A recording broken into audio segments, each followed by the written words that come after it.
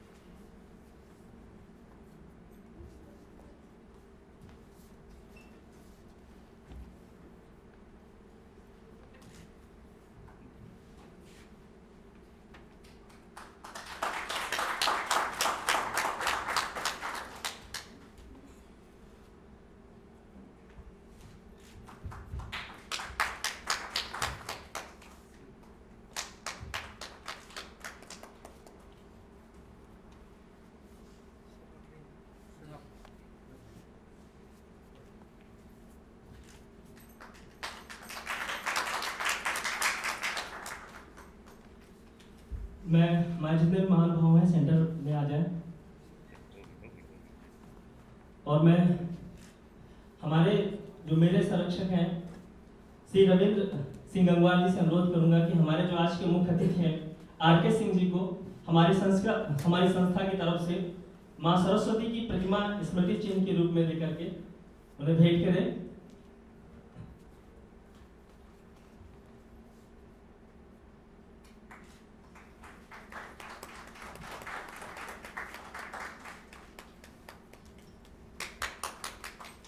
और मैं अनिल कुमार वर्मा जी से निवेदन करूंगा कि वो अज्ञानी जी को मां सरस्वती की प्रतिमा देकर उनको सम्मान दें।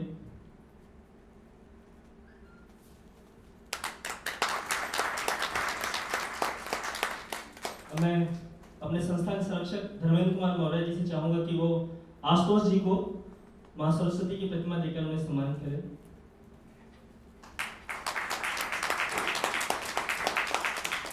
और बस मैं अपने जितने भी हमारे महानुभाव हैं उनसे निवेदन करूंगा कि वो अपना स्थान ग्रहण करें।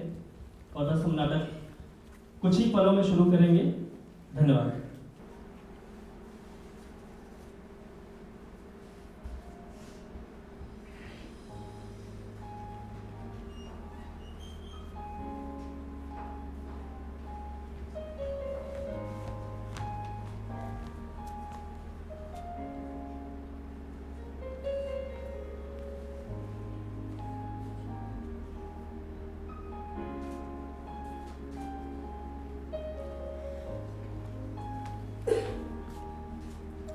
रोली रोली एमओटी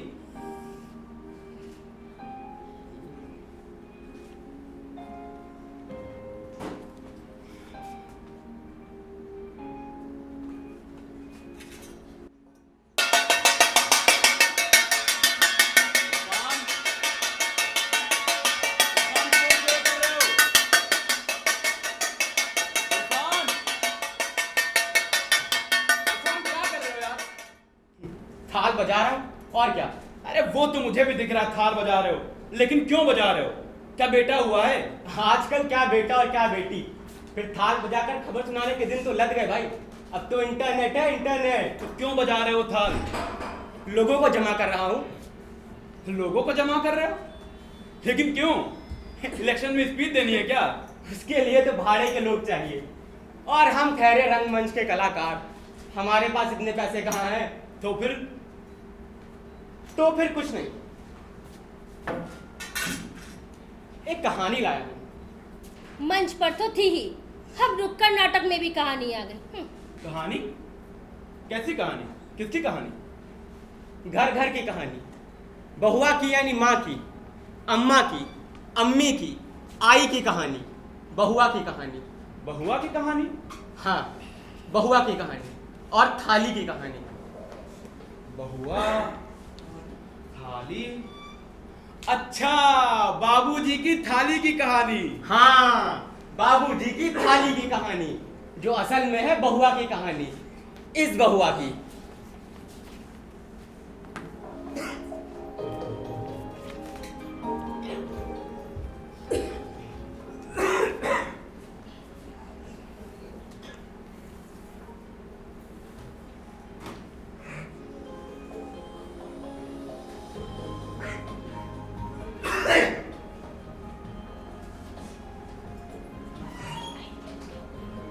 सारे कपड़े तो तहा दिए थे, फिर ये रुमाल यहाँ कैसे पड़ा है?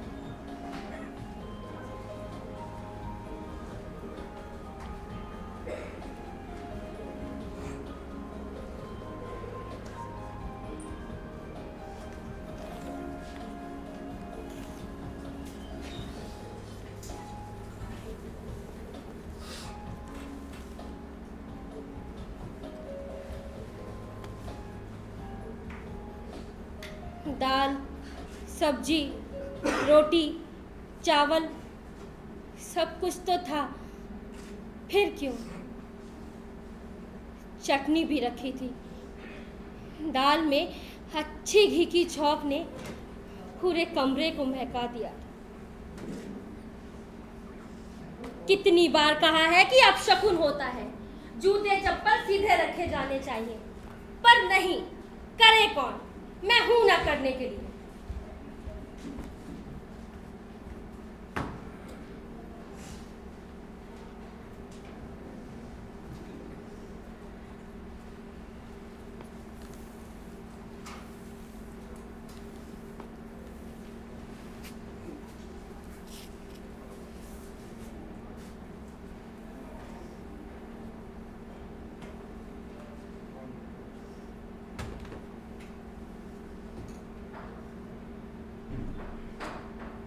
कितने प्यार, दुलार और लगन से सजाई थी थाली। मुंह अंधेरे उठकर तैयार की थी कि उन्हें जाना है, जल्दी कर लो, पर नहीं। जिंदगी भर बस यही तो चाहा कि कैसे बच्चों के बाबूजी को खुश रख सकूं। कितने मन से परोसी थी थाली, बाबूजी ने छुआ तक नहीं। थाली वैसी की वैसी धरी रह गई।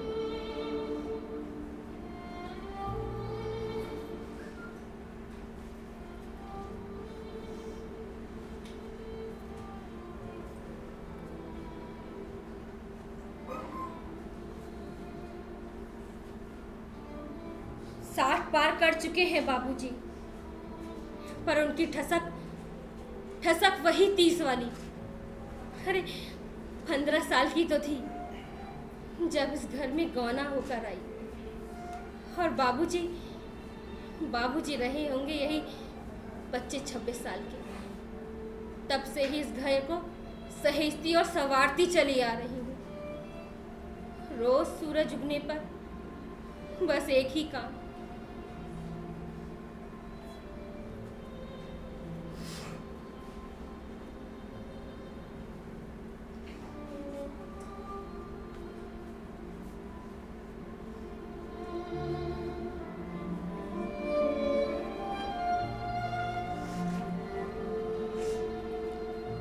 अम्मा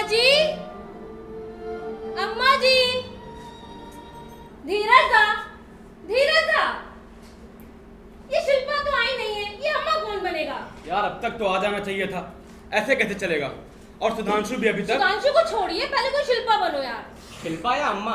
अरे हाँ, वही। शिल्पा का डायलॉग मैं ले लेता हूँ। वो तो ठीक है धीरज दा, मगर सुधांशु मेरा मतलब है कि फिर पति का डायलॉग कौन बोलेगा? पति तुम बन जाना है। कैसी बात करें धीरज दा, मैं और इसका पति। धीरज दा, इसे समझा दो, हर वक्त का मजाक ठीक नहीं होता। मजाक? अरे मजाक तो ये है कि जब मजाक नहीं करता हूँ ना तभी मजाक ही लगता है। इरफान, रोली, तुम शुरू करो। धीरज दा, अब मैं 15 साल की बहू हूँ ना? हाँ। पतिदेव आ गए। इरफान, अरे मेरा मतलब सुधांशु आ गया यार। सॉरी यार, लेट हो गया। रहने दे, समझ रहे हैं हम, हो जाता है कभी कभी। क्या हो जाता है?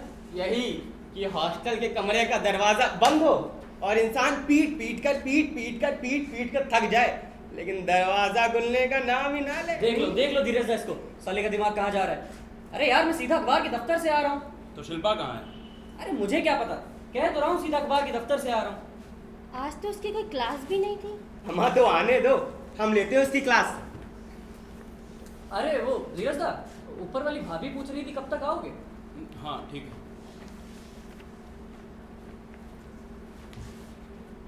धीरज दा, दुनिया भर की क्लास लेते हो, कुछ अपनी भी कहो। ये ऊपर वाली भाभी का क्या चक्कर है? यार तुम लोग भी बस एक शब्द पकड़ लेते हो। ऊपर वाली भाभी है सलोनी की माँ। सलोनी? कौन कौन सलोनी? सलोनी? अरे भाई, ऊपर वाली भाभी की बेटी। ऊपर वाली भाभी की बेटी या भाभी और बेटी दोनों। तुम लोग भी बस, आज पहली बार जाऊंगा यार। ओपो, पहली बार। प्लीज यार, इनफ इज इनफ। धीरज दा के बारे में ऐसा कोई सोच भी कैसे सकता है? क्यों, सन्यासी है क्या तुम्हारे धीरज दा? है? अरे माना कि हमसे सीनियर हैं और पीएचडी सबमिट कर चुके हैं, और हमने अभी अभी मैदान में कदम रखा है, और इतना भी सातवें आसमान पे मत चढ़ाओ। अरे सातवें आसमान में छोड़ो इरफान भाई, दूसरी मंजिल की बात करो। ये ऊपर वाली भाभी का क्या चक्कर है? और सलोनी? यार क्या समझाऊं, बस इतना मान लो कि मैंने अभी अभी एक नई ट्यूशन पकड़ी है, और ऊपर वाली भाभी है सलोनी की माँ। और सलोनी? देखना, अब ये कहेंगे कि ऊपर वाले भाभी की बेटी और कुछ नहीं। सलोनी अभी बच्ची है, सिर्फ 10वीं में है यार। प्लीज यार, सब छोड़ो ही, तुम लोग कितना बोल रहे हो? यार टाइम पास ही तो कर रहे हैं, तुम बताओ क्या करें? है? मुंह पर उंगली रखकर शिल्पा का इंतजार। नहीं, मुझे भूख लगी है। भूख? हाँ, समोसे की भूख। हाँ यार, तुम्हें हमेशा समोसे, कचौरी, रोटी चावल की भूख क्यों लगती है? मतलब? इरफान, सुधांशु, हाँ एक काम करो, जब तक शिल्पा नहीं आती है तुम समोसे ले आओ। आइडिया अच्छा है। क्या साथ में जलेबी भी? नहीं, मैं मीठा नहीं खाती। यार माइनॉरिटीज कुछ ज्यादा ही हावी हो गई है, चुपचाप मान लो वरना खैर नहीं। ठीक है, फिर मैं समोसे ही ले आता हूँ। अरे सुनो, हाँ था। वो भाभी से कह देना मैं 8 बजे तक आऊंगा। ओके।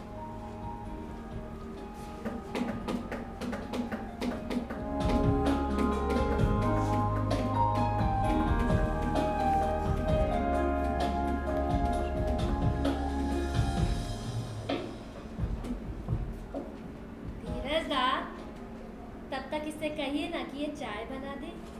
इरफान, देखो अंदर दूध है कि लाना? लाना वाना कुछ नहीं है, दूध है तो ठीक है, वरना अपना इरफान तो बिना दूध की चाय भी अच्छी बनाता है। चलो उठो ना, उठो ना। एक शर्त पर। क्या? यही कि तुम्हें भी उतनी देर किचन में रहना पड़ेगा। मंजूर है। चलो फिर। चलिए आप।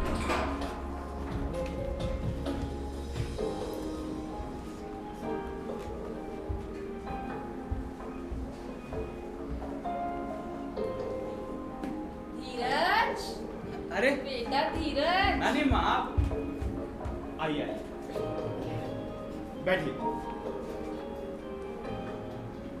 कहिए कैसे आना हुआ? अरे मैंने सोची तेरे तो 8 जाने कब को बजेंगे, तो क्यों ना मैं भी एक बार कह आऊं। अरे नहीं नानी अम्मा, कहने की क्या बात है, मैं खुद आता, लेकिन अभी जरा मेरे दोस्त आए हुए अच्छे से जानती हूँ तेरे दोस्तों को, छज्जे पर खड़ी अक्सर तुम्हारी रामलीला देखे हूँ।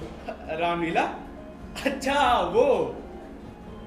तू भी बड़े जीवट का लड़का है, जिंदगी कहाँ से कहाँ ले आई, पर तूने हार न मानी। बताइए नानी अम्मा, क्या सेवा करूँ आपकी? हाँ हाँ, सेवा भी करवाऊंगी, खूब करवाऊंगी।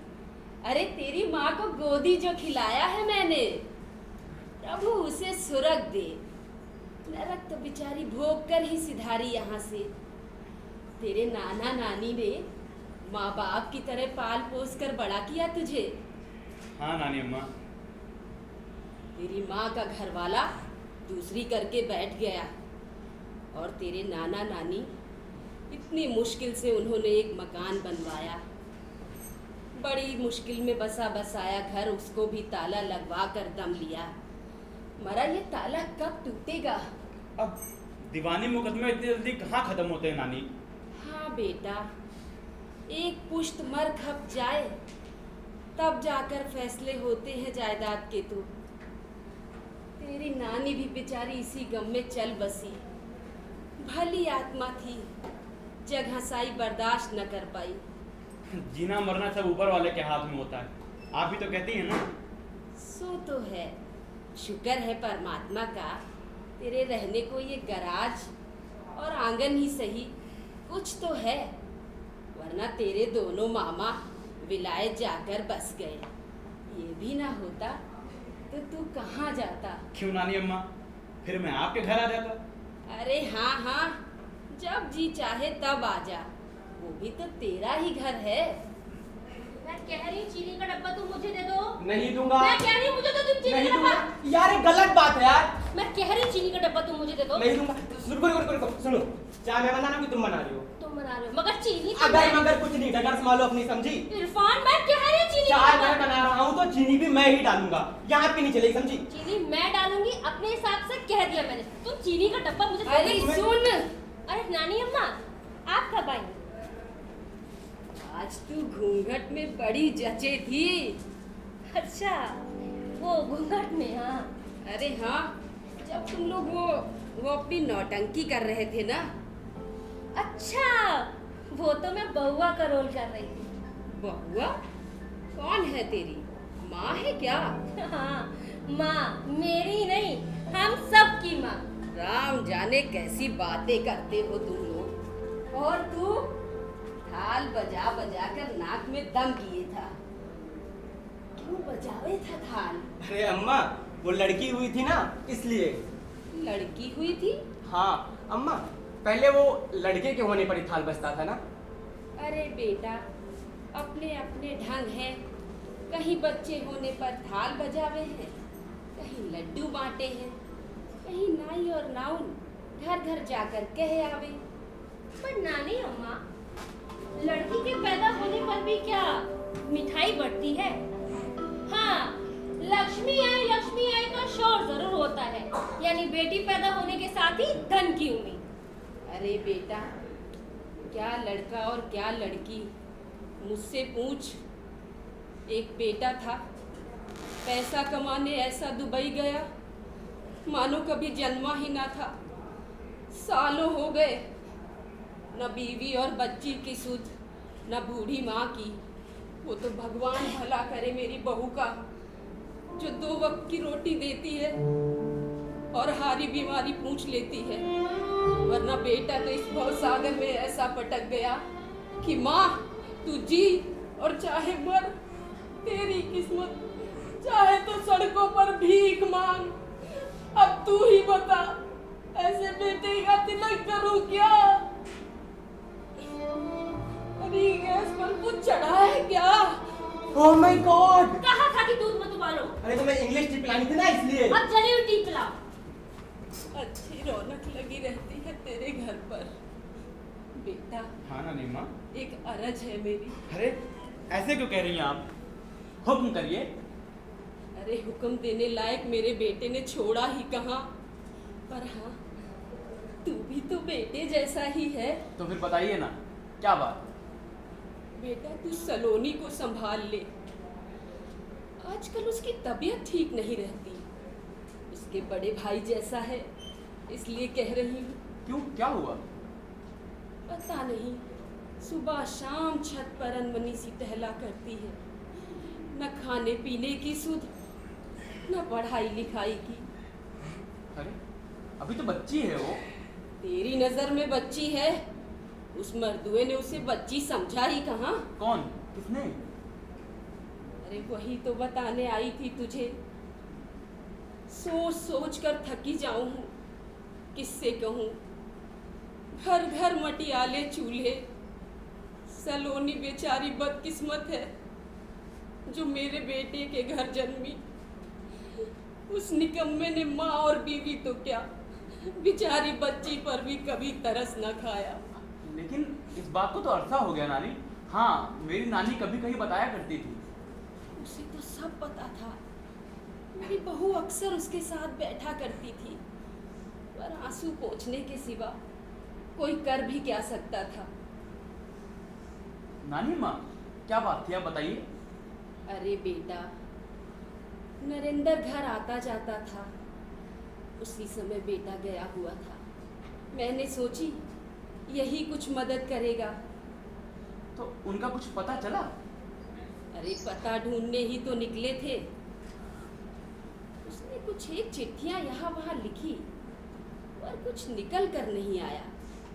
बस यही पता चला कि उसने कहीं और नौकरी कर ली, जाने किस देश को। हैरानी की बात है। बहू के लिए वो झंडे बनाने का काम ले आया करता था। कौन, नरेंद्र? हाँ, सो बहू भी कर देती थी। हाथ में कुछ पैसे आ जाते थे, हाथ तंग था, डूबते को तिनके का सहारा। और बहू की भी क्या उम्र थी। मैंने सोची 2 घड़ी दुख बांट लेगी, और असल में तो मर्द मानस की नीयत को पहचान न पाए। अब यही अफसोस खाए जाता है। नानी माँ, आप तो सलोनी की तबीयत का हाल बता रही थी। अरे हाँ बेटा, वही तो बता रही थी। नरेंद्र घर आता जाता था, सो बहू ने भी जाने क्या सोची, सलोनी को पढ़ाने का जिम्मा उसे दे दिया। अरे बेटा, उसने तो ऐसी मोहिनी फेरी कि बेचारी बच्ची की बुद्धि भ्रष्ट हो गई। क्या मतलब? अरे बेटा, दोनों माँ बेटी उसी से। जैसे ही बहू को होश आया, फट कर उसे घर से बाहर किया। वो दिन और आज का दिन सलोनी उसे भूले ही ना। तुम ही बताओ बेटा, क्या करूं? नानी अम्मा, क्या उम्र रही होगी उस नरेंद्र की? अरे बाप की उम्र का था, पर उसने तो कभी बच्ची समझा ही नहीं उसे। बस नानी अम्मा, मैं समझ गया, आप परेशान मत होइए। बेटा, अपना समझ कर तुझे कहा है।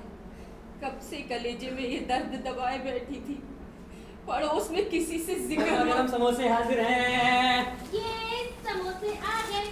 चाय गरम, चाय गरम। अच्छा बेटा, अब मैं चलती हूँ, तुम लोग खाओ पियो। अरे नानी अम्मा, कहाँ चली? समोसे खाकर जाइए। अरे बेटा, तुम लोग खाओ पियो। मुझ बुढ़िया के ना मुंह में दांत, ना पेट में आंत, क्या खाऊंगी समोसे। तुम लोग खाओ पियो, प्रभु कृपा बनाए रखियो। उफ, कितना गरम समोसा है यार। ये लीजिए, प्लेट हाजिर है। ये प्लेट तो ऐसी है कि मेरा पूरा समोसा ही खा जाए। वैसे थैंक्स अ लॉट। धीरज दा, गरम समोसे तो हंसकर खाए जा सकते हैं। हाँ, अब कौन सा बोझ सर पे लाद के बैठ गए आप? इरफान, दुनिया में सबसे मुश्किल काम जानते हो क्या है? इंसानी रिश्तों को समझना। धीरज दा, कहीं आप भी तो कहानी लिखने नहीं लग गए? अरे धीरज दा, कौन थी ये? यही सामने रहती हैं। कहीं सलोनी की? हाँ, सलोनी की दादी। क्या कर रहे थे? यही कि अभी बच्ची है, वो सिर्फ 10वीं में है। अभी अभी रिजल्ट आया है, फेल हो गई है बेचारी। तुम्हें कैसे मालूम? किसने बताया क्या? कि वो 10वीं में फेल हो गई? तुम किसकी बात कर रही हो? शिल्पा, आ रही हो कि शिल्पा? शिल्पा क्या बात है? हाँ, ये सच है। वो 10वीं में फेल हो गई है, दूसरी बार भी। लेट मी अंडरस्टैंड, तुम किसकी बात कर रही हो? किसकी बात कर रही हो शिल्पा? वो मेरे नाटक की नायिका। अच्छा, तो अब आप एक नया नाटक लिख रही हैं। पुराने वाले को कौन समेटेगा? और भाई, हम तो नुक्कड़ की बुकिंग भी कर चुके हैं, है ना मोटी? मजाक छोड़ो यार, कैंटीन में तो पोस्टर भी लगा चुके हैं। शिल्पा, हम सबका मानना ये है कि तुम अपना नाटक कुछ ज्यादा ही डायरेक्ट कर रही हो अभी। आप लोग भूल रहे हैं, आप उसे पहले ही 2 बार अपने हिसाब से ठीक करवा चुके तो हैं। अब तो दुकान यहीं खड़ी है, जितना चाहे मरम्मत करवा लो। इरफान, शिल्पा को चाय दो।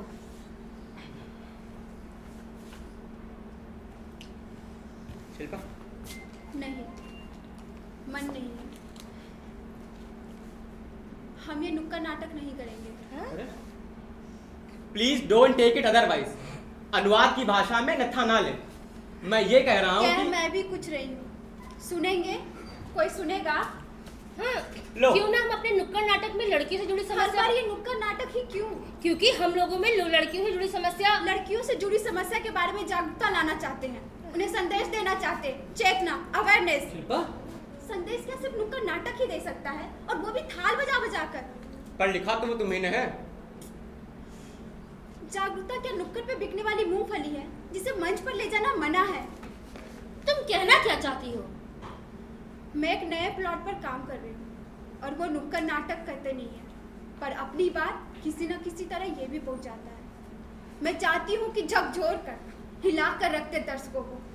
इस बार हम इसे ही मंचित करेंगे। हैवन हार्ट यार, कुछ तो रहम करो हम सब पर। सुनो, तुम्हें जिसको जैसे संदेश देना है वैसे दो, पर मैं 10 दिन के अंदर नए डायलॉग्स नहीं रट सकती। मुझे वैसे भी मेमोरी प्लस की जरूरत है। तो इसमें क्या शक है? ये तो मुझे पहले से ही पता है। यार प्लीज बी सीरियस।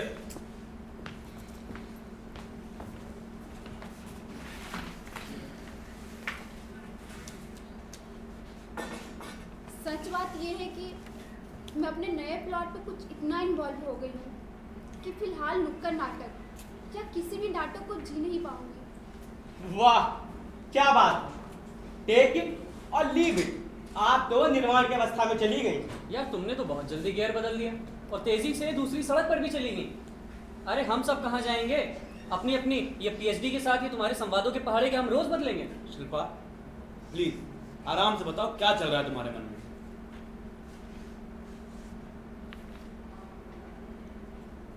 मेरे मन में आजकल एक इमेज, एक बिंब चल रहा है।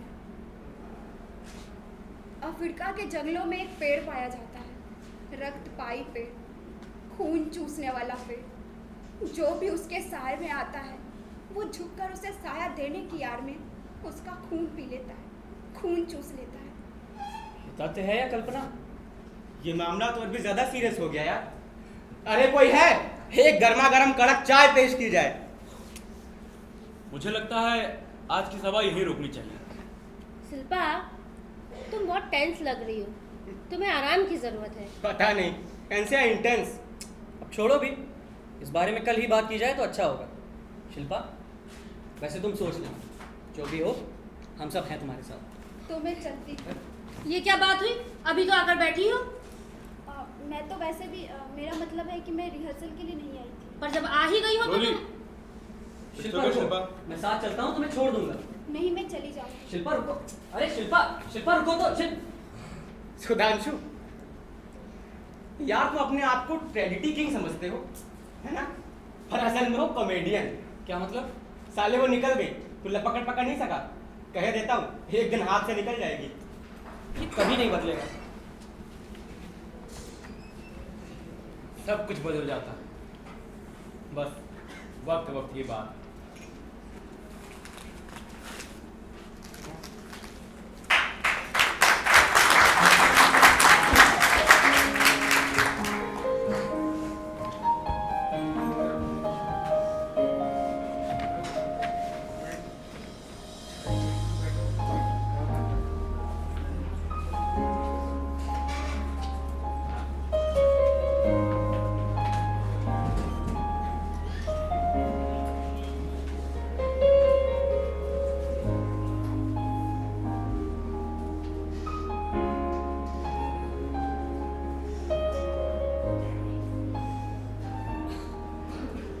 मेरा अंदाजा बिल्कुल ठीक था।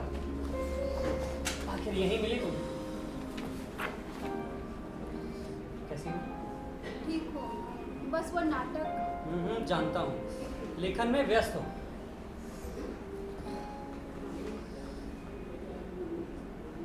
मगर इन 5 दिनों में शिल्पा, तुम्हें मेरी जरा सी भी याद नहीं, ख्याल भी नहीं। वो एक्चुअली यूनिवर्सिटी आ नहीं पाई, घर पे ही थी। जानता हूँ, ये भी जानता हूँ। यूनिवर्सिटी का चप्पा चप्पा छान चुका हूँ। 5 दिन रोज तुम्हारे घर पर फोन किया तो तुम्हारे श्रीमान पापा ने उठाया, क्या करता? रख दिया रिसीवर। फोन किया था तो बुलवा लेता, रिसीवर क्यों रख दिया? बुलवा लेता तुम्हारी मुँह सुनने के लिए। ऐसे में कुछ बोल पाती हो तुम? जवाब देती हो तुम? ऐसे शिल्पा, मुझे कुछ समझ नहीं आ रहा। आखिर आखिर ये तुम्हारे घर की स्थिति है क्या?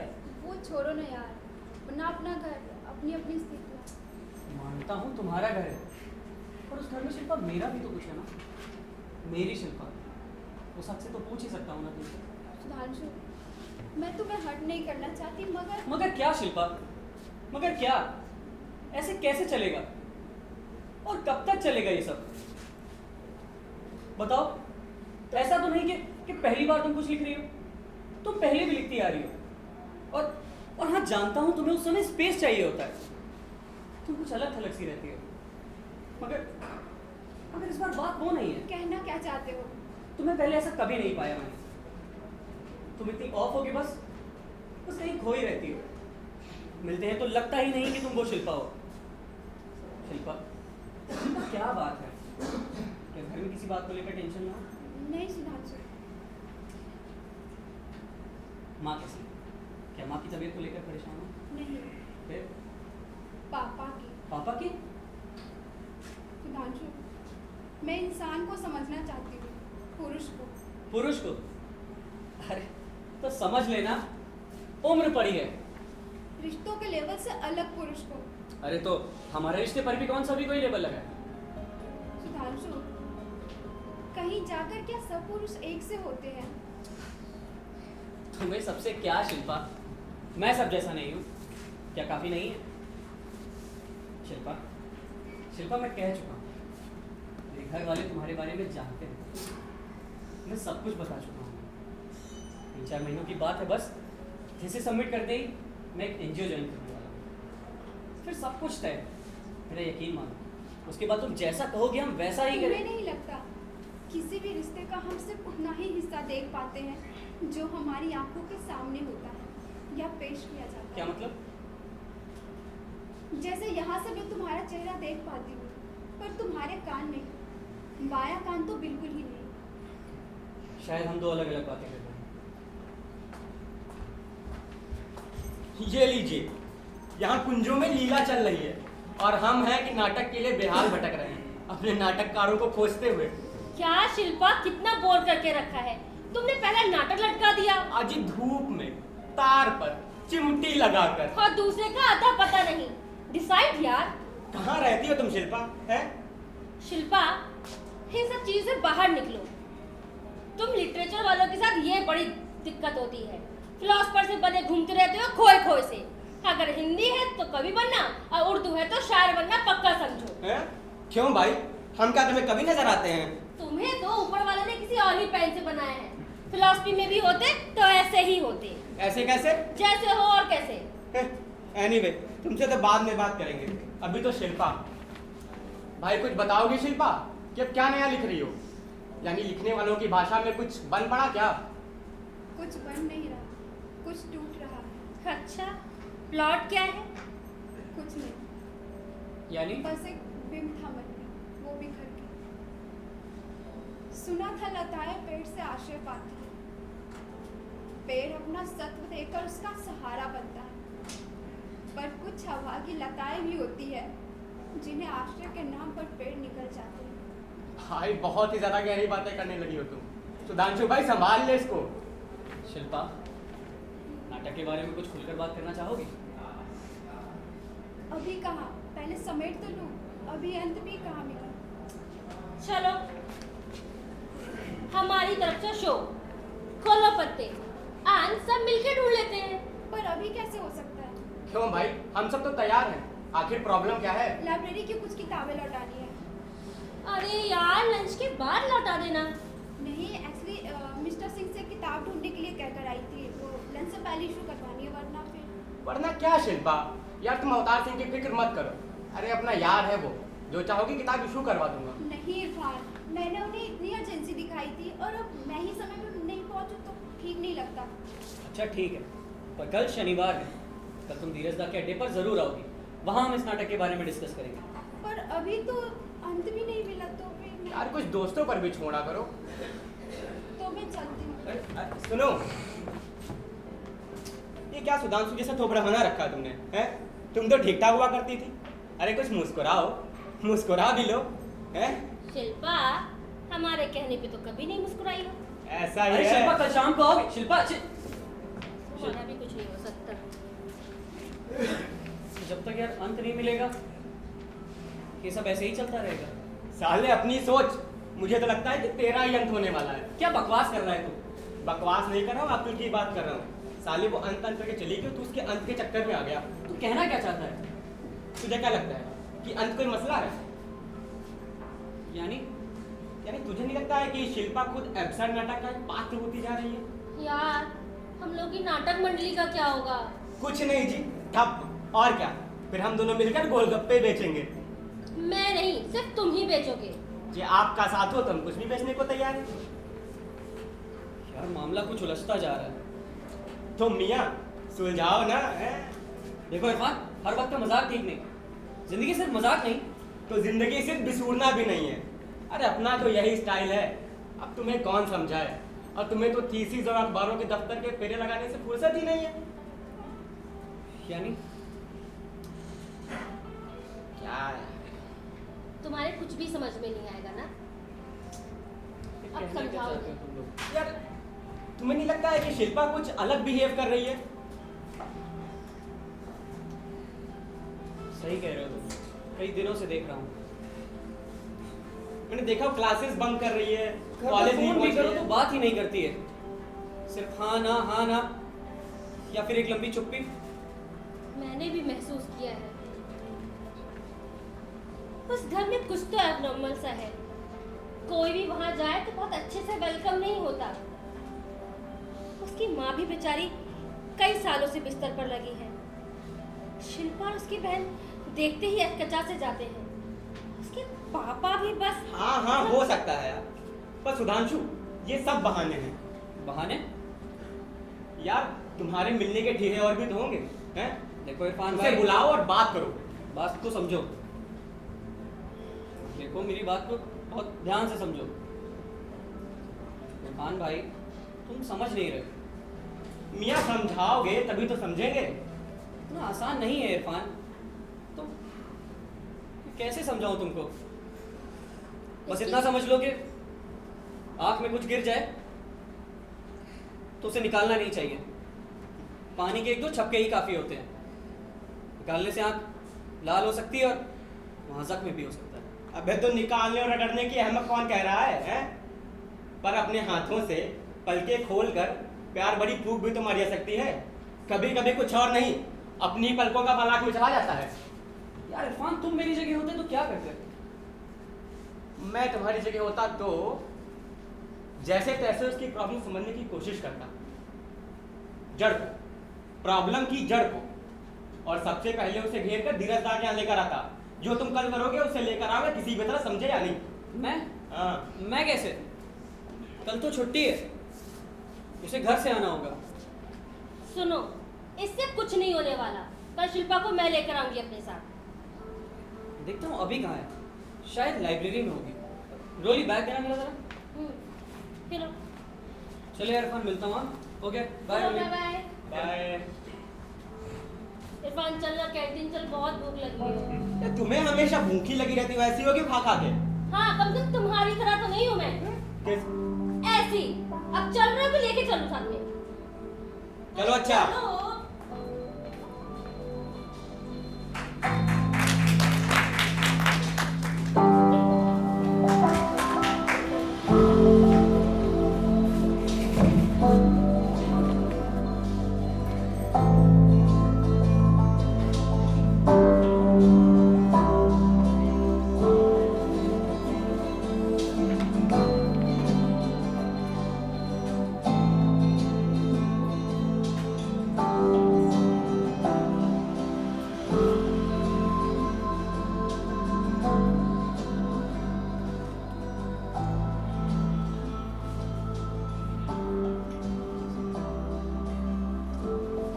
देख लिया धीरज दा, आपके नाम पर भी शिल्पा नहीं आई है, और जबकि आज तो साथ में स्कार्ट भी है।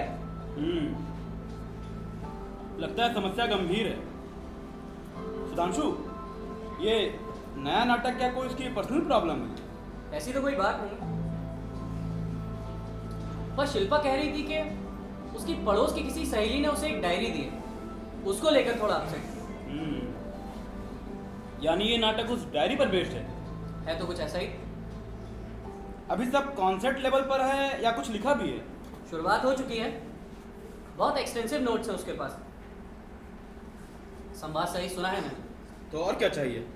अंत, जो कि नहीं है। ओह, अरे तो कर लेंगे मिलकर यार। इरफान, सही मायने में अंत ही है जो आरंभ का रंग तय करता है। अखबारी भाषा में हर घटना इनवर्टेड पिरामिड है। सुधांशु, तुम कुछ बताओ भी नाटक के बारे में। धीरज दा, मुझे लगता है कि हमें शिल्पा का इंतजार करना चाहिए। रोली उसे लेकर आती होगी। यार, हम लोग बैठे बैठे टाइम वेस्ट तो कर रहे हैं, तुम ही कुछ सुनाओ। तो धीरज दा, हाँ भाई, कुछ वातावरण निर्माण तो हो।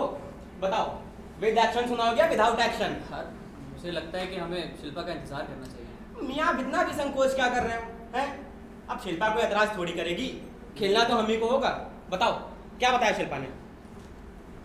बोलो। शिल्पा ने बताया ये कहानी एक लड़की की है। कौन लड़की? पता नहीं कौन, कोई भी, शायद डायरी वाली सहेली की छोटी बहन। डायरी छोटी बहन की है या बड़ी बहन की? छोटी की। वो लड़की जो अभी स्कूल में है, बचपन से ही पढ़ाई में बहुत तेज है। नायिका बचपन से ही पढ़ाई में तेज है, अभी स्कूल में। आगे बढ़ो। पर धीरे धीरे वह बदल रही है। कौन? नायिका? हाँ। एक दिन उसके प्रोफेसर पिता अपने किसी एक दोस्त से किताब लाए पढ़ने के लिए, और जब लौटाने की बारी आई तो देखा। हाँ, देखा। क्या देखा? देखा कि किताब के पन्ने लंबाई से आधे गायब थे, उन्हें कैंची से काटा गया था, बहुत बेरहमी से। पिता का कहना था कि छोटी की करामात। छोटी कौन? वही अपनी नायिका। यानी एक बड़ी भी है। अरे धीरज दा, वही शिल्पा की सहेली।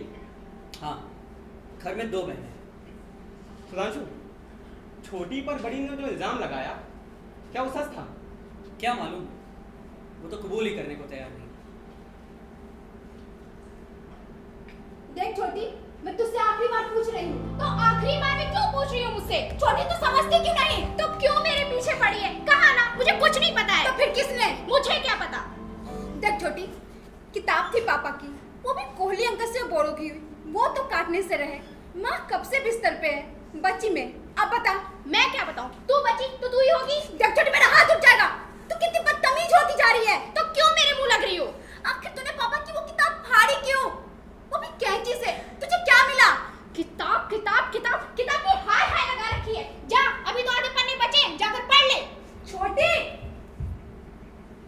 अजीब लड़की है ये। छोटी, छोटी सुन।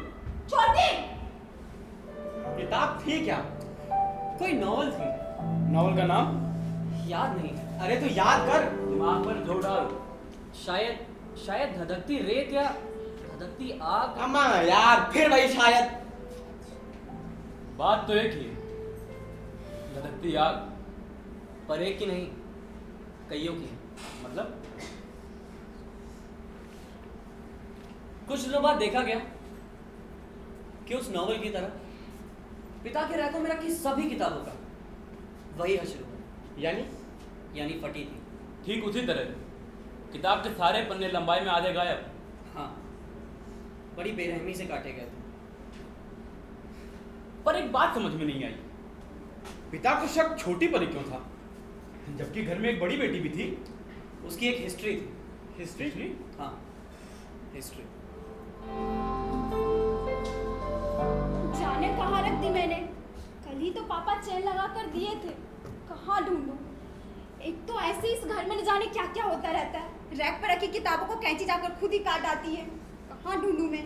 जाने फर्श निकल गई या दीवारें। हे भगवान, कहाँ है ये? कहाँ ढूंढूं मैं इसे? बड़ी, कुछ हो गया है क्या? क्या ढूंढ रही है? तू अपना काम कर। हाँ, और तो अपना ढूंढे जा ढूंढे जा। फसाद की जड़ तो तू ही है। न तू बाबलापन करती न पापा ताली ठोकते। अब कुछ फूटेगी भी। होया क्या? क्या ढूंढ रही है? हे भगवान, भगवान के मेज के नीचे छिपे होंगे। जा कहीं और ढूंढ। तू फिर से बकवास करने लगी और तेरा कुछ नहीं हो सकता, कुछ भी नहीं। नहीं, मैं तो बस इसलिए पूछ रही हूँ क्योंकि जो तू खोज रही है आखिर उसका इल्जाम मेरे ही सिर आना है, तो तू पहले बता दे। छोटी, ठीक है, मुझे क्या, ढूंढ फिर। सेब खा ले बड़ी, याद आ जाएगा। जब मैं रसोई में थी तब मेरे हाथ में ही थी। उसके बाद माँ ने आवाज़ दी, उन्हें पानी देने गई, तब भी मेरे हाथ में थी। उसके बाद शायद मैं इस कमरे में आई थी, यही तो आई थी, तो चाबियाँ मेरे हाथ में थी। उसके बाद ये चाबियाँ गई कहाँ? हाँ, ढूंढूं मैं इसे। कहाँ जा सकती है ये? इन्हें खोज रही है। हाँ? ये ले, बार मुंडेर पर रखी थी। किसने?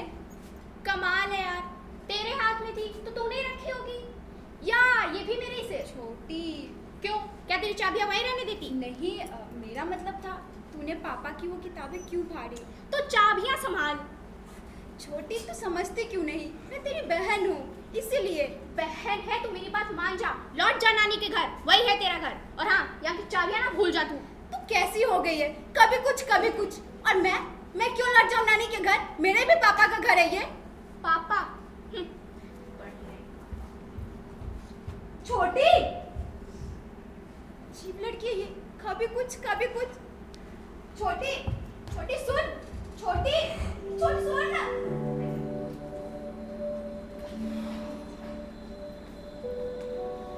सिचुएशन कॉम्प्लिकेटेड होती जा रही, जमेगा नाटक। मगर सुधांशु, छोटी ने बड़ी से ऐसा क्यों कहा कि तू लौट जा नानी के घर? अब ये तो छोटी ही जाने।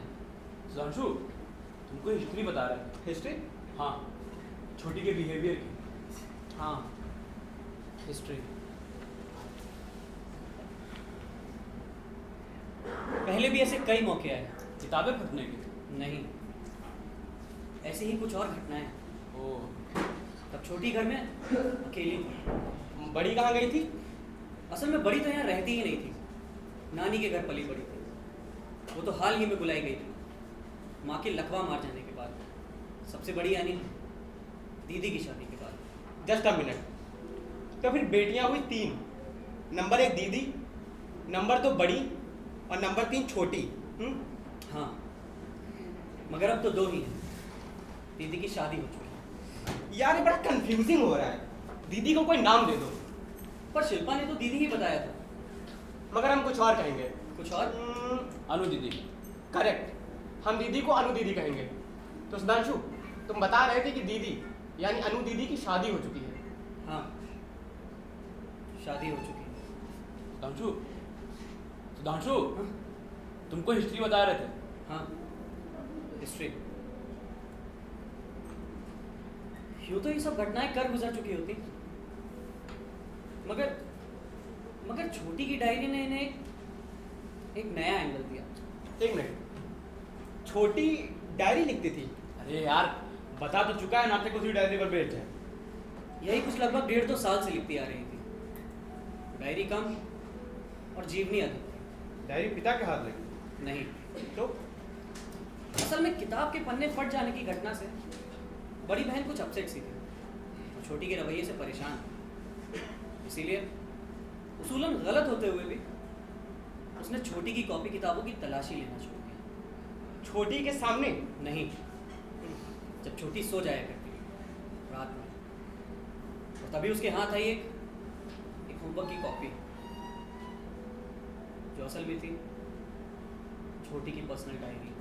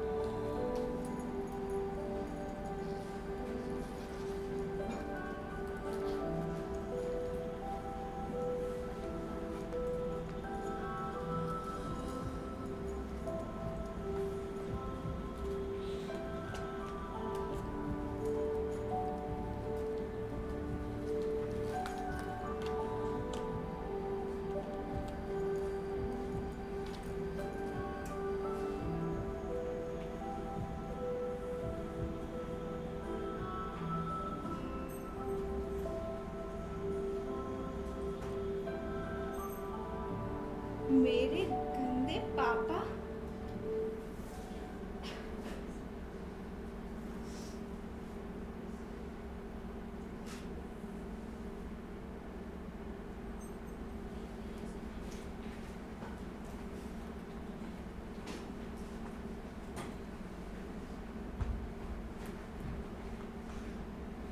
आज सुबह बाथरूम में नहा रही थी तो पापा की झल्लाई हुई आवाज सुनाई दी।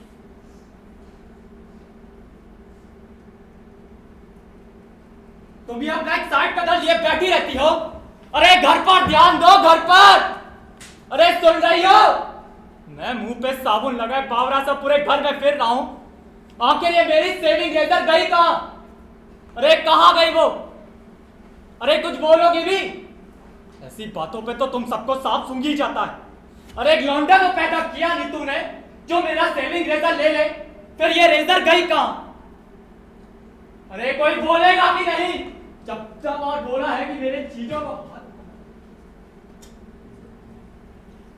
मुझे काटो तो खून नहीं। वो रेजर रात को मैंने ही लिया था। अगले दिन स्कूल के एनुअल प्ले की ड्रेस रिहर्सल थी जिसमें मुझे स्लीवलेस ब्लाउज पहनना था। इसीलिए रात को ही चुपके से पापा का रेजर लिया था और वापस रखना भूल गई थी। वो मेरे कमरे में मेज पर रखा था। तेजी से जैसे तैसे कपड़े पहनकर बाथरूम से निकली तो देखा सामने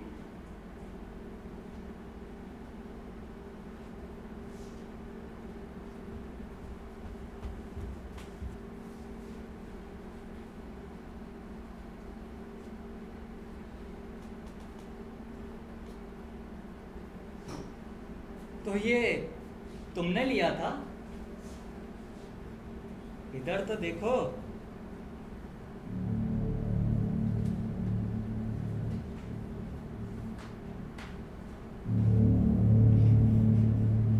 क्या किया तुमने इसका?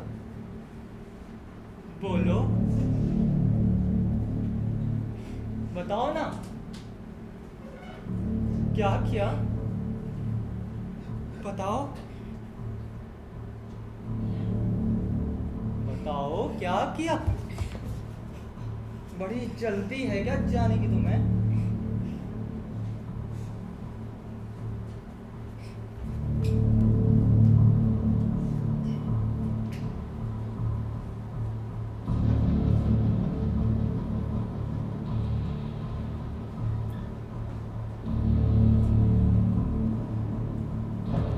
जैसे ही पापा ने मुझे छुआ ढेर सारी छिपकलियां मेरे पूरे शरीर पर रेंगने लगी थी। उस मुस्कान से जैसे मेरी देह ही उघड़ गई थी। ऐसा लगा कपड़े बदलते हुए कमरे का दरवाजा बंद करना भूल गई। मैं निर्वस्त्र हूँ और दरवाजे पर पापा खड़े हैं, वैसे ही मुस्कुराते हुए। Oh my God! आगे सुनोगे? पापा को लेकर छोटी के मन में जो एक इमेज थी उसके रंग फीके पड़ते जा रहे थे। एक सुरंग सी थी जो पीछे की ओर खुलती जा रही थी। हर बात याद आती तो एक नए अर्थों के साथ, और तभी उसे याद आया अपना वो बचपन जो आज तक अस्पष्ट था। याद आया एक नई तरह से। तुझसे कितनी बार हो रहा है मिट्टी में मत खेला कर, पर तू सुनती नहीं है। देख, कपड़े गंदे कर लिए ना तूने फिर से। अब बता मैं कैसे बदलूं और कितनी बार बदलूं? हाँ, अब तू बड़ी हो रही है, स्कूल जाएगी तो तेरे घड़ी घड़ी कपड़े कौन बदलेगा बता? और ये बाल कैसे कर रखे, गुच्चर मुच्चर। हाँ, गुच्चर मुच्चर से। चल पहले मैं तेरी कंघी कर देती हूँ। वैसे एक चोटी या फिर दो? चल पहले अरे ठीक से बैठो।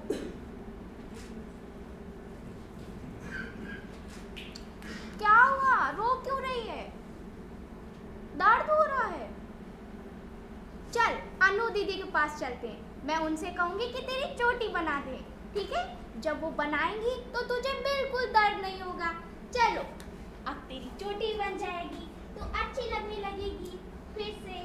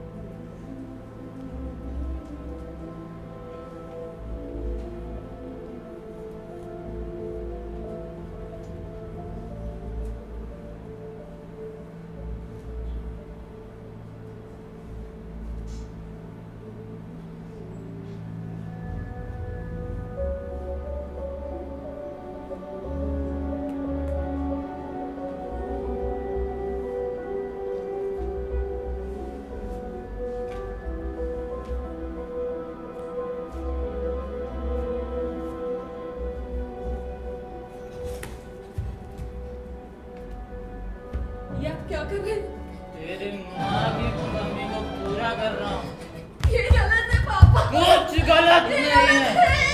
साला पेड़ लगाऊं मैं, अब फल कोई और कैसे खा सकता है?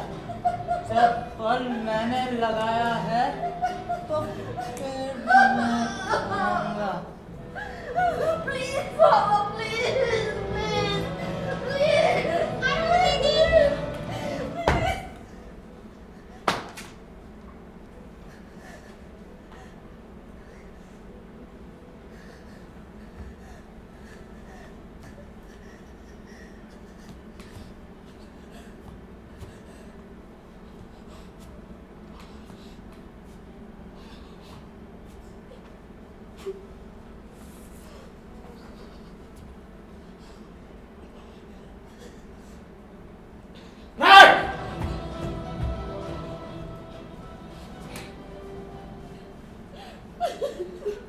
अनु दीदी, आप क्यों रो रही हैं? मैं नहीं रो रही, मैं बिल्कुल नहीं रो रही। दीदी, आप रो रही हैं। मैं नहीं रो रही, मैं बिल्कुल नहीं रो रही। आप मत रो दीदी, वरना मैं भी रो दूंगी। मैं नहीं रोऊंगी, बिल्कुल नहीं रोऊंगी, बिल्कुल नहीं रोऊंगी। वो पापा आप पर क्यों लेटे थे? वो मुझे ना बहुत जोर से खांसी आ रही थी, बहुत जोर से। तो पापा मुझे विक्स लगा रहे थे। तू ये किसी और से मत कहना, बिल्कुल मत कहना, मत कहना। अगर तूने किसी से कुछ भी कहा तो तेरे सर पे 2 सींग भैंस की तरह बड़े बड़े सींग आ जाएंगे। किसी से कुछ मत कहना मेरा बच्चा, किसी से कुछ मत कहना।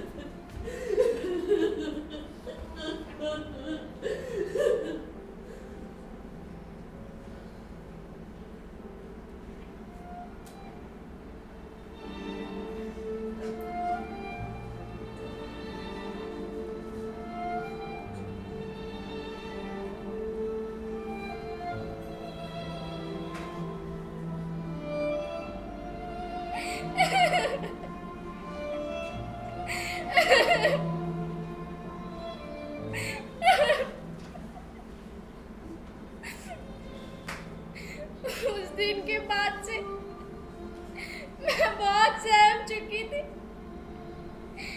मैंने अपनी सहेलियों से भी मिलना जुलना बंद कर दिया था। स्कूल के बाद सीधे घर।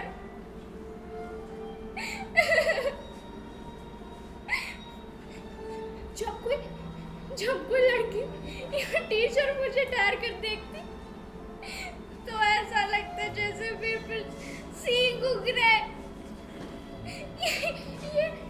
ये वही देख रही है। नहीं, दो सींग नहीं।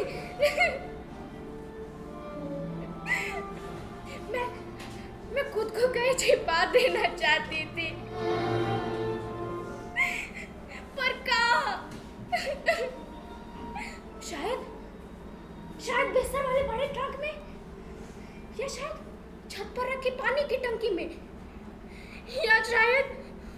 या शायद पता नहीं।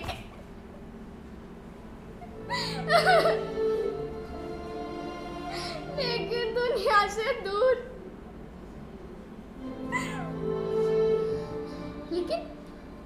लेकिन अनु दीदी ने सब क्यों किया? क्यों चिपका दिया मेरे भैंस का चेहरा? क्यों चिपका दिया? मुझे डर था कि ये बात कहीं मेरे मुंह से ना निकल जाए, तो मैं माँ से भी कुछ दूर दूर ही रहने लगी। क्योंकि मुझे यकीन था कि ये बात मेरे मुंह पर आते ही मेरा चेहरा पूरा का पूरा भैंस का चेहरा हो जाएगा। सिंगों वाली भैंस। नहीं भैंस नहीं, भैंस नहीं, नहीं भैंस नहीं, मैं नहीं भैंस नहीं, नहीं।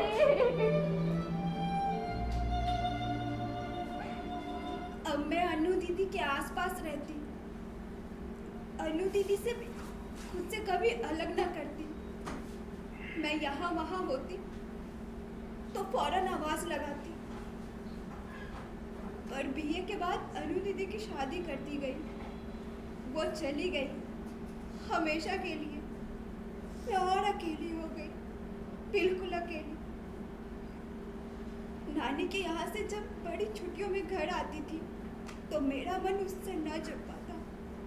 मैं अकेली बैठी जाने क्या क्या सोचा करती। हाँ, नानी के घर से जब मैं छुट्टियों में यहाँ आती थी तो छोटी को बहुत अजीब सा पाती थी, अलग थलग सा। पता नहीं क्या सोचती होगी छोटी।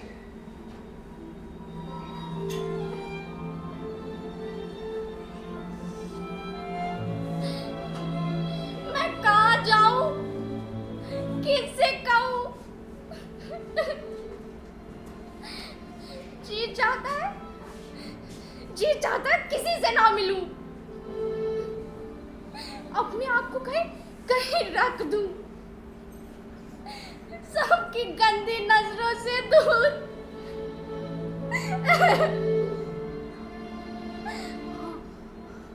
मैं कहीं छिपा देती हूँ खुद को, अलमारी में छुपा देती हूँ, या फिर फ्रिज में, या मुझे नहीं पता। लेकिन मैं अपने आप को ना जीने के नीचे के सुनसान अंधेरे में छिपा देती हूँ। वहां ना सिर्फ अंधेरा रहता है, सिर्फ अंधेरा। अंधेरे में नाव, अंधेरे में कपड़े बदलूं, अंधेरे से बातें करूं और कहीं अंधेरा ओढ़कर सो जाऊं।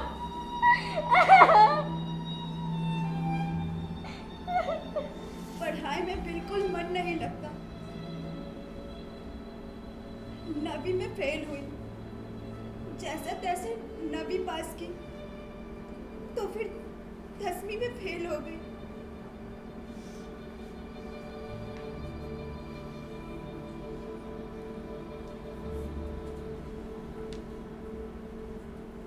दूसरी बार भी वही नतीजा, 10वीं में दोबारा फेल। मैं पिछली बार फेल हुई थी ना, तो मैं बहुत रोई थी।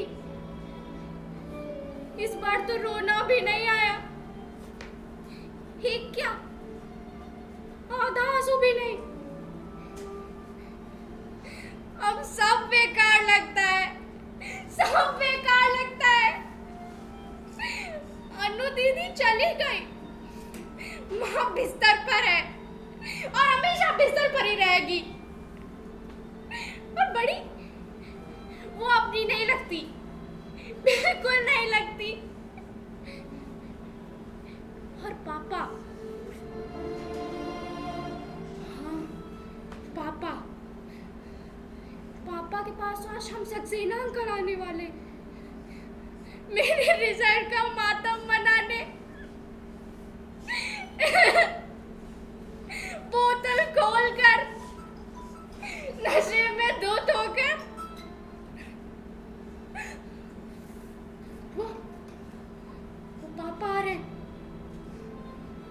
सक्सेना अंकल के साथ मेरा रिजल्ट नहीं नहीं मैं नहीं नहीं मैं कहीं छुप जाती हूँ मैं कहीं छुप जाती हूँ मैं कहीं छुप जाती हूँ मैं कहीं छुप जाती हूँ।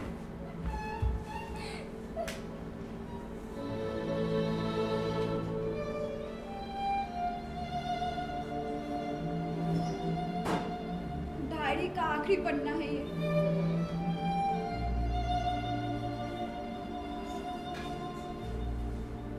मैं बत्ती बंद किए अंधेरे कमरे में बैठ के सोच रही थी कैसे माली है ये लोग।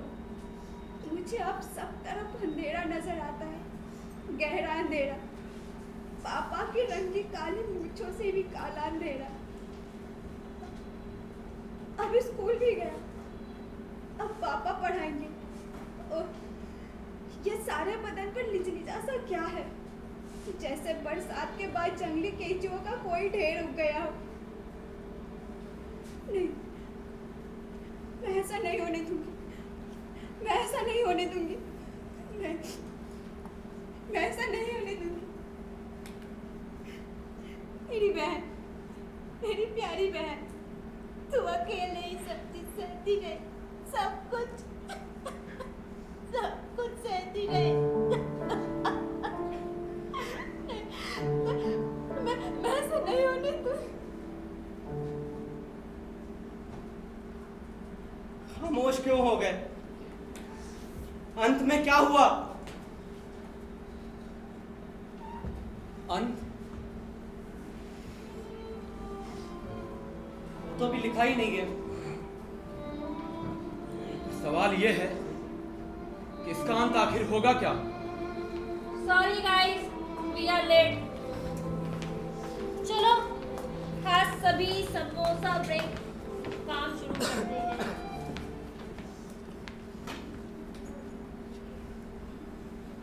हेलो, ओ हेलो, मैं आप लोगों से ही बात कर रही हूँ। भाई शाम होने को आई है, कहाँ थी आप दोनों? धीरज दा, शिल्पा को तो लेने मुझे ही जाना था, पर इसी का ही कॉल आ गया कि तुम मत आओ, मैं ही आ जा रही हूँ। मतलब आप लोग सीधा यूनिवर्सिटी से आ रही हैं? हाँ, और धीरज दा, मैं तो और जल्दी आ जाती, पर इसके हॉस्टल में बैठे तो इसने पूरा नाटक ही सुना डाला। शिल्पा, वो तुमने अपना नाटक पूरा कर लिया? अभी कहाँ? भाई अंत चाहे जो भी हो, पर नाटक सुनकर मैं तो हिल गई। क्या प्रॉब्लम उठाई है शिल्पा ने? एक लड़की की इस गॉड, तरह से... हमें पता है। मगर हमारी तो कोई बात ही नहीं हुई। अरे वो शिल्पा, मुझे लगा कि जब अल्टीमेटली करना हम ही लोगों को है तो क्यों ना डिस्कस कर लिया जाए। हाँ, मैं और शिल्पा यही डिस्कस कर रहे थे हॉस्टल में। तो फिर इतना तो तय है कि नाटक यही करना है, बिना अंत का नाटक। सब लोग हैं तो अंत सोच लेते हैं। क्यों शिल्पा? आगे सोच नहीं पा रही हूँ। परिवार में इतना बिखराव और ऐसे हालात हो तो ऐसे में कोई लड़की क्या करेगी आखिर? 100 नंबर घुमाकर पुलिस को बुलाएगी। पर ये मत भूलो कि हम एक स्कूल की लड़की की कहानी सुना रहे हैं। अम्मा यार, तू बड़ी बहन बुलाए। कहाँ की बातें कर रहे हो तुम लोग? ये क्या अमेरिका है कि चाइल्ड अब्यूज के नाम पे तुरंत पुलिस आ जाएगी? तू पुलिस को मारो गोली। अगर मीडिया का सहारा लिया जाए तो? मीडिया का सहारा लिया जाए तो छोटी बड़ी के चेहरों को स्क्रीन पर धुंधला कर अनाप शनाप सवाल पूछे जाएंगे। तब आपने कैसा फील किया था, अब आप कैसा फील करें? मैं कोर्ट। बिल्कुल ठीक धीरज दा, ऐसे में किसी एक चैनल की चांदी हो जाएगी और प्रॉब्लम वहीं की वहीं रखी रहेगी। आखिर घर की गंदगी धोकर वो दोनों लड़कियां जाएंगी कहाँ? आना तो उन्हें आखिर अपने बाप के पास ही होगा। और फिर ये चैनल क्या उनका रिहैबिलिटेशन करेगा? अच्छा, सोचकर देखिए, अगर वो महिला आयोग को अप्रोच करे तो? फिर तो मुझे तो भी बात तो वही की वही रहेगी ना। ये जितने भी महिला आयोग वाले हैं ऐसी घटनाओं के इंतजार में रहते हैं। ऐसी घटनाओं को वो इवेंट की तरह मनाते हैं। शहर भर में कैंडल लेकर वी वांट जस्टिस के नारे लगाकर अखबार के फ्रंट पेज पर छपते हैं। अगले एक दिन सब शांत, मिल गया न्याय। और मान लो कि अगर ऐसा हो भी गया तो फिर बाद में वो दोनों जाएंगी कहाँ, रहेंगी कहाँ और खाएंगी क्या? ये सब इतना आसान नहीं होगा यार मुझे तो लगता है कि शिल्पा ने कुछ ज्यादा ही स्कैंडलाइज कर दिया सारे मामले को। एक एक्सेप्शन केस को लेकर बैठ गई है। यार तुम लैंग्वेज वालों की यही प्रॉब्लम है, कुछ इधर उधर का देखते हो, अखबार पढ़ते हो कभी? ऐसे ऐसे केसेस के लेटेस्ट आंकड़े बताऊं? सुधांशु रहने दो। अरे आंकड़ों में क्या रखा है? ऐसा कोई दिन जाता होगा जब ऐसी कोई खबर ना छपे अखबार में। घर का कोई भी सदस्य हो, बाप, भाई, चाचा, मामा, फूफा या पड़ोसी, क्या फर्क पड़ता है? और ये सब रोज का काम है, चलता रहता है। और अगर आंकड़ों की बात करते हो तो सिर्फ छोटी बच्चियां ही क्यों? क्या छोटे लड़के ऐसे मानवीयता का शिकार नहीं होते हैं? बात तो सही है। क्या बच्चे क्या बच्चियां, इन सबका शोषण घर से ही शुरू होता है। कहीं चाचा फूफा मामा, तो कहीं आस पड़ोस के रिश्तेदार, तो कहीं शादी में इकट्ठा हुई भीड़, तो कहीं त्योहारों में। ये मासूम जाए भी तो जाए कहाँ? ये सब सोचती हूँ ना तो दिमाग भन्ना सा जाता है। ऐसी क्रूरता बर्बरता भरी हुई है जहन में। और क्यों जुड़ी हुई है एक शब्द बीतन कोर्स मर्दानगी से? मैं और शिल्पा आज यही डिस्कस कर रहे थे कि हमारी सोसाइटी में मर्दानगी की निशानी मानी जाने वाली गालियां माँ बेटी और बेटी पर ही क्यों आके रुकती हैं? ये गालियां नहीं है बहन, समाज की ढकी हुई सच्चाइयां हैं। शिल्पा, फिर कोई सच्चा शांत भी सोच लो ना। मुझे नहीं मालूम, मैंने तो जिंदगी की सच्चाई को सामने रखा है। लगता है आज भी हम लोग खाली हाथ ही लौटेंगे। छोटी की समस्या का अंत शायद शिल्पा! शिल्पा! अभिलाष भाई आप? पहले मैं यूनिवर्सिटी गया था, वहाँ पता चला तुम यहाँ पर हो। पहले बैठिए, आप यहाँ पे बैठिए। पानी दो, पानी दो। बड़ी वो छोटी घर में खेली थी तो पापा ने छोटी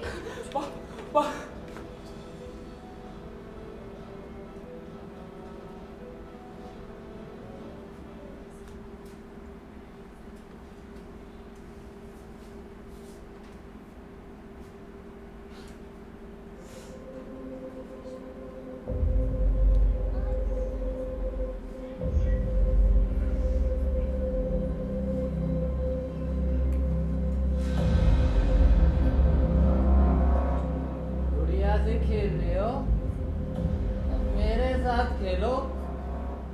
अब तुम्हारी गुड़िया से खेलने की उम्र गई।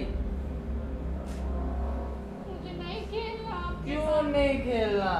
मुझे नहीं खेलना है। अच्छा वेट, पहले एक काम करो, पहले ये गुड़िया मुझे दो। मैं नहीं दूंगी। मुझे दो, नहीं दूंगी। इस चुड़ैल को मुझे दो। तुम चुपचाप यहाँ बैठो। अब एक काम करो, ये शरबत पियो, बहुत मजा आता है, बहुत मजा आता है। मुझे नहीं पीना है। थोड़ा सा नहीं, मुझे नहीं पीना। नहीं, बच्चे नहीं। थोड़ा सा। थू। मेरा शरबत खराब करती है, तूने मेरा शरबत खराब किया, तेरी तो नहीं, छोड़ो, छोड़ो। नहीं, मामा, नहीं, प्लीज मामा, नहीं। बाप को लात मारती है। रुक, बताता हूँ तुझे। आज घर में कोई नहीं है, देखता हूँ कौन बजाता है तुझे। कौन? दरवाजा खोल, दरवाजा। क्या हुआ छोटी को? भैया बताइए। वो छोटी ने पंखे गले तक कम नहीं जान दे दी।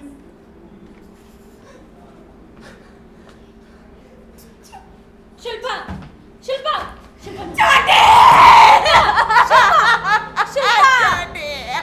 शिल्पा प्लीज संभालो अपने आप को। शिल्पा, शिल्पा, शिल्पा, शिल्पा, शिल्पा मेरी बहन शिल्पा, शिल्पा, शिल्पा की बहन? शिल्पा, शिल्पा क्या? शिल्पा की बहन? मतलब वो डायरी पड़ोस की किसी सहेली की छोटी बहन की नहीं, शिल्पा, तुम्हारी खुद की छोटी बहन की थी। शिल्पा, शिल्पा संभालो अपने आप को।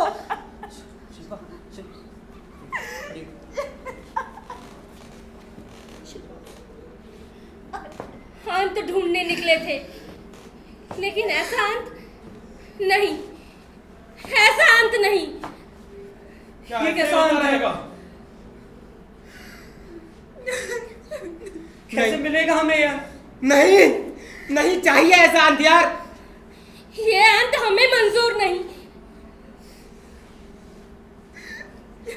हमें एक बेहतर अंत तब तक नहीं मिल सकता जब तक हम समाज के लोग हम खुद आगे नहीं आएंगे। हमें, आपको, हम सबको एकजुट होकर आगे आना होगा। हम हर चीज का दोष कानून पर नहीं डाल सकते। हमें आना होगा। आएंगे, जरूर आगे आएंगे। बस एक बार मिलकर हम सब कदम तो उठाएं। तुम, आप सब, हम सब मिलकर एक बार कदम तो उठाएं। खुद चलकर आएगा ये अंत, एक बेहतर अंत। अंत हाजिर हो। अंत हाजिर हो! अंत हाजिर हो! अंत हाजिर हो!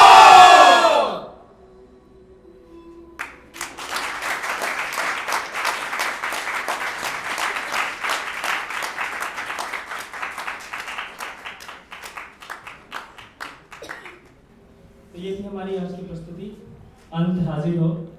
और ये हमारी आज की जो प्रस्तुति थी, ये मनोरंजक प्रस्तुति नहीं थी, ये बहुत कुछ सोचने के लिए बताती है। हमने यहाँ एक सिंबॉलिक रूप में एक फादर को दिखाया है, जबकि पिता की जगह कोई और भी हो सकता है। चाचा, फूफा, मामा, बहुत सारे रिलेटिव होते हैं। और मैक्सिमम केसेस में देखा जाता है कि बच्चियों का शोषण घर से ही शुरू होता है।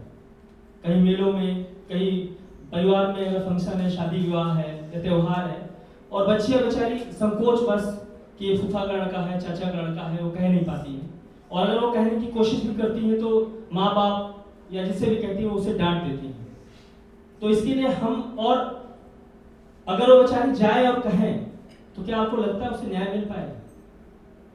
एक सवाल था मेरे मन में कि अगर किसी लड़की के साथ रेप होता है और रेपिस्ट को फांसी पे लटका दिया गया, तुरंत आज रेपिस्टों ने गलत काम किया और कल ही फांसी पे लटका दिया गया, तो क्या उस लड़की को न्याय मिल गया? ये हमारा समाज कभी उस लड़की को न्याय दे पाएगा? कानूनी न्याय तो मिल गया, लेकिन हमारा समाज शायद उसे कभी एक्सेप्ट करे। हमारे समाज से जो ये वी वांट जस्टिस के नारे लगाते हैं, बहुत सारा यूथ दिखता है हाथ में कैंडल लिए, उस समाज में ही है। और उसी में से कोई एक लड़का नहीं आगे आएगा कि बहन, या मैं तुम्हारा हाथ थामने के लिए तैयार हूं, या मैं तुम्हें अपनी बहन बनाने के लिए तैयार हूं। शायद कोई नहीं करता है।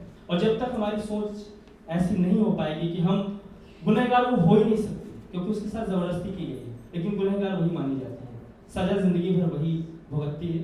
और ये नाटक करने का उद्देश्य हमारा इतना ही था। हम जो हमारे आज के मुख्य अतिथि थे, हम उनके एक बार मंच पर बुलाना चाहेंगे, उनसे दो शब्द और फिर हम विदा लेंगे।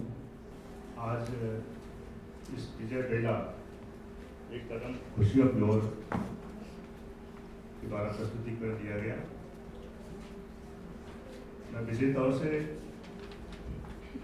आदरणीय गंगवार जी, चंद्रभाष सिंह जी, हमारे अज्ञानी भाई और भी जो इस कार्यक्रम के पृष्ठभूमि में हैं, उनका मैं हृदय से आभार व्यक्त करता हूँ। वास्तव में जो ये कार्यक्रम आज दिखाया गया, मन को विचलित करने वाला कार्यक्रम था। और समाज में जो जिस हिसाब से ये चल रहा है, बहुत ही चीज़ें सचेत होने की आवश्यकता है। हमारे जो सीरियल्स बन रहे हैं, आपने देखा होगा, तमाम सीरियल्स टीवी पे आते हैं, महिलाएं उसको देखती हैं, उसमें भी कहीं कहीं ये आधार लेकर के चला जा रहा है कि इस तरह की समाज में भी संगतियां हैं, और इसको दूर जो करने की कोशिश हो सकती है, वो घर से ही हो सकती है।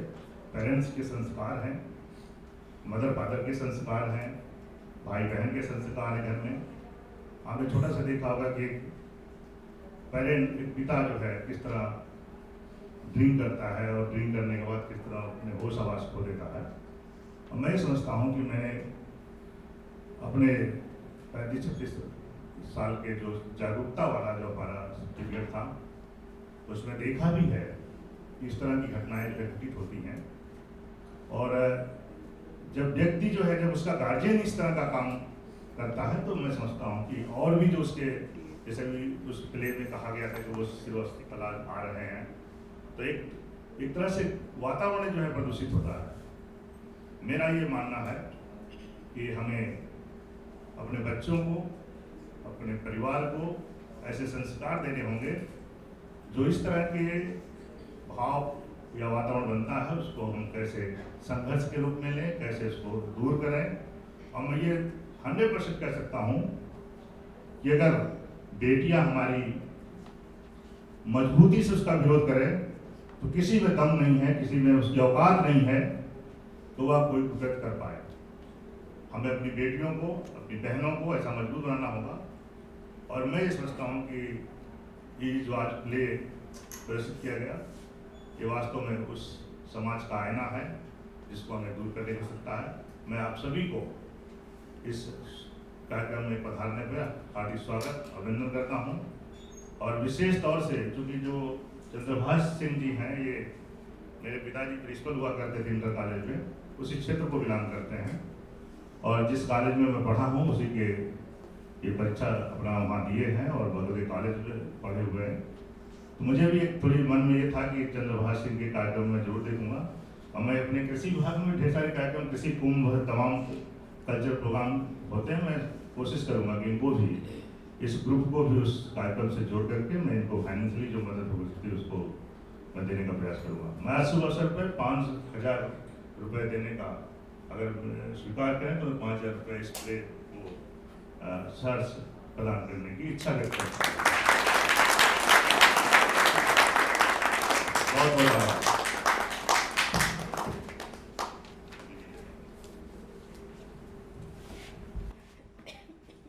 हम पात्रों में परिचय करा दें। रोली की भूमिका में थी शीरू मलिक, शिल्पा जूही कुमारी, नानी अम्मा और अनु दीदी की भूमिका में थी रंजीता सिंह, छोटी प्रज्ञा भारती,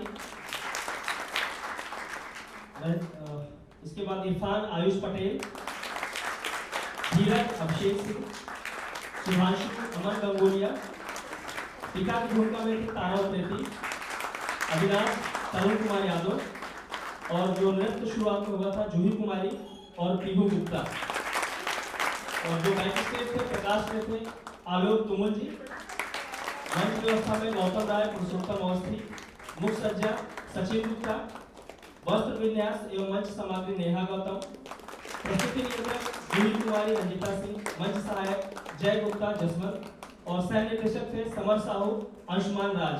और इस नाटक की लेखिका थी डॉक्टर मीराकांत, और इस नाटक की परिकल्पना और निर्देशन ये मेरे द्वारा की गई थी चंद्रभाष सिंह। श्री रविंद्र कुमार जी को बुलाना चाहूँगा आखिरी के शब्द, और फिर हम विदा देते हैं। और आप लोगों को बहुत बहुत धन्यवाद जो आप लोग ऐसी पैनिक अवस्था में नाटक देखने के लिए आए। बच्चों की हमारे मुख्य अतिथि जी ने पहले ही सब लोगों का बहुत आभार व्यक्त कर दिया गया है। निश्चित तौर से इस समय जो अंदर से भय की एक भावना चल रही है, मन में स्वयं भी, घर परिवार में भी, मिलने जुलने वालों में भी, नाते रिश्तेदारों में भी, इस कोरोना काल में आप सब लोगों ने सुरक्षित रूप से यहाँ आकर इस विजय बेला एक कदम खुशियों की ओर ग्रुप का उत्साह बढ़ाया। एक आप सब पूरे हॉल में बैठे हुए दर्शकों का इस साहस की सराहना करता हूँ, और अपने निर्देशक चंद्रभाष सिंह का, जिन्होंने इतनी मेहनत करके इस क्राइसिस पीरियड में, जब इस तरह की गैदरिंग होने की अनुमति भी नहीं मिलती है, ये हॉल जिन्होंने दिया है, जाहिर तौर से उनका भी आभार मानना चाहिए आपको। और इन परिस्थितियों में आपको अलाउ किया गया है नाटक करने के लिए, उन सबका आपको आभार मानना चाहिए। आपका नाटक बहुत शिक्षाप्रद रहा, एक मन में प्रश्न छोड़ रहा है सभी की। मैं समझता हूँ उस प्रश्न का जवाब ढूंढेंगे, जवाब ढूंढने में अपने मन में उसका निकाल के देंगे, उत्तर के अंत क्या होना चाहिए स्वयं सोचें, तभी अंत हाजिर हो पाएगा। Thank you. और हमारे बीच में पायल मैम जी हैं, मैं मैम आपको बहुत बहुत थैंक्स है जो आप नाटक देखने के लिए आई, और आप सभी लोगों का बहुत बहुत धन्यवाद और शुभ रात्रि, और फिर हम मिलेंगे इसी तरह किसी प्रस्तुति में।